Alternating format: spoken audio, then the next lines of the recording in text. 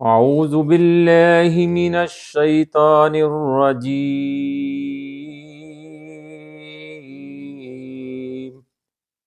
بسم اللہ الرحمن الرحیم۔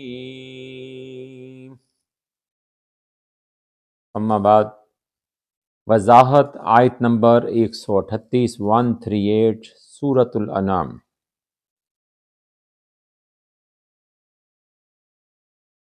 مشرکین نے مکہ اپنی طرف سے باتیں گھڑتے اور پھر انہیں اللہ تعالیٰ کی طرف منسوب کر دیتے،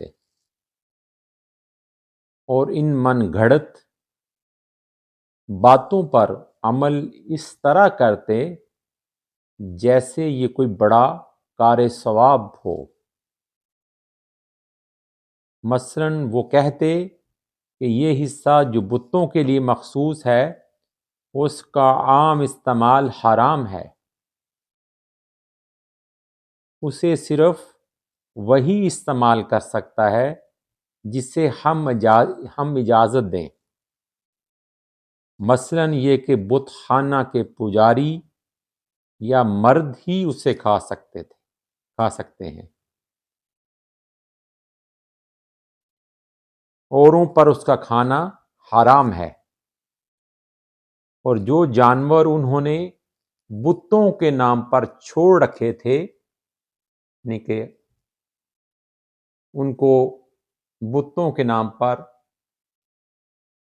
جانوروں کو آزاد کر دیا جاتا تھا، وہ جس کی چاہے کھیتی میں چلے جاتے، جس کے چاہے وہ وہاں سے کھیتی سے چارہ چرتے، اور اسی طرح جہاں چاہے وہ پھرتے، راستوں پہ بیٹھ جاتے۔ تو وہ کیونکہ ان کو متبرک اور مبارک سمجھا جاتا تھا، اس لیے کوئی بھی ان کو کچھ نہیں کہتا تھا، اور لوگ ان کو باز کرتے روکتے ہوئے ڈرتے تھے۔